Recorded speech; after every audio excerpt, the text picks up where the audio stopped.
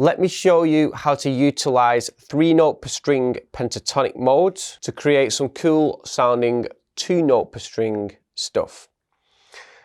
I'm going to take the pattern that lies between the Aeolian pentatonic mode and the Ionian pentatonic mode, which is this. And I'm basically going to skip some notes out. So I've got some big stretches in there, but it's going to create more of kind of a run sort of sound as opposed to a scale sound. On the first string, I'm going to skip out the end note. And I've got this big stretch here, which generally you would do like this. However, I'm going to need the little finger on the next string, so it's more useful to actually do this awkward stretch with the third finger, and I'm going to hammer it. I'm going to do that hammer on every string. The next string, I'm going to take my 3 notes and I'm going to remove the center note this time. And I'm going to hammer. And then I'm just going to follow the pattern that I've just done between those 2 strings on all the rest of the strings. So the next string will skip out the end note. The next string will skip out the middle note. The next string will skip out the end note, and then the next string will skip out the middle note. And you end up with this.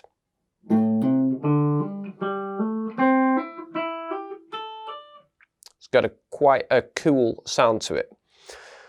Then to finish off, I'm going to do the forwards by 3, backwards by 1 routine, which basically means I'm going to play forward by 3 strings.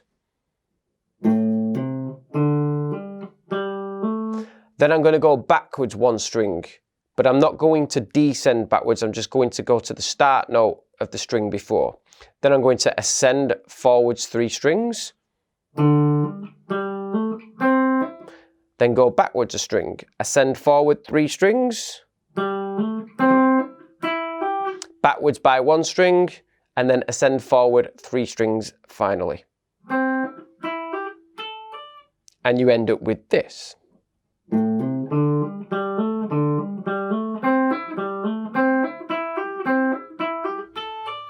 It's got quite a cool sound to it. Then I'm going to repeat the exact same pattern and concept throughout all of the 3-note per string pentatonic modes. As a demonstration, if I went to the next one, which would be between the Ionian pentatonic mode and the Dorian pentatonic mode, I'd take my first part, skip out the end note, next string, skip out the middle note, next string, skip out the end note, next string, skip out the middle note, next string, skip out the end note, and the next string, skip out the middle note. And in total, I'd have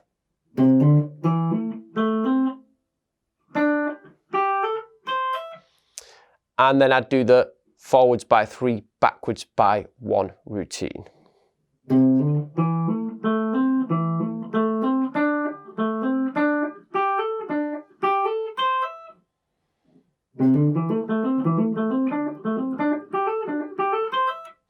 And then I'd repeat that process just through all of the modes. The workout is done at 2 speeds. The first one is in 16th notes, which is 4 hits per beat. 1, 2, 3, 4, 1, 2, 3, 4, 1, 2, 3, 4, 1, 2, 3, 4. And the second one is in 8th notes, so that's slower, that's 2 hits per beat. 1 and 2 and 3 and 4 and or 1, 2, 1, 2, 1, 2, 1, 2. Generally, if you can do the 16th one straight away, you should be able to do the 8th one. However, slower does not in music mean easier. If you struggle to do the 16th workout, then try working towards the 8th workout first, and then build towards the 16th workout once you've ingrained it into your muscle memory. If the 8th workout is too fast still for you, then slowly practice the workout without any track at a real slow speed for a while, till you feel you're at a pace where you can at least start working towards doing the 8th workout and then eventually doing the 16th workout.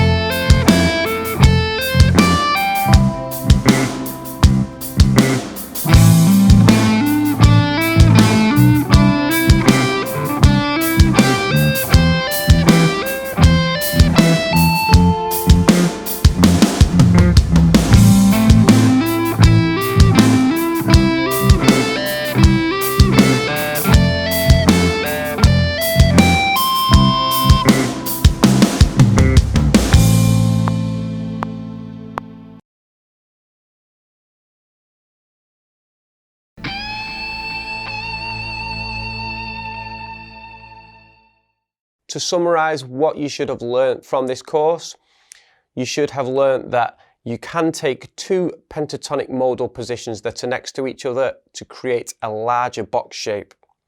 You can play awkward 3-note per string pentatonic shapes, and they are good to do and good training as an exercise as well. You should have also learnt that you can take those big 3-note per string box shapes to create some cool and quirky licks by reordering some of the notes, reordering the way that you play it, or subtracting some of the notes out. You should have also learnt that training to play a modal position or any shape in general on the guitar is good to do using different types of note values.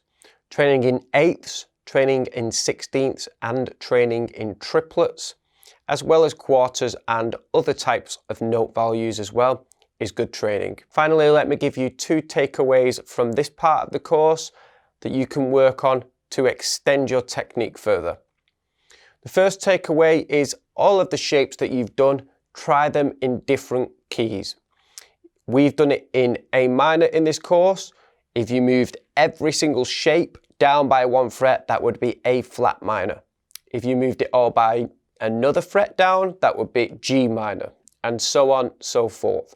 Try it in different keys, different positions, and just remember that it's just shapes. The shapes are exactly the same, it's just the position that they're starting in has changed. The second takeaway that I want to give you is take some of the shapes that you've learned and try creating some of your own licks out of them by subtracting notes out, or pausing on certain notes, or randomizing the order of them.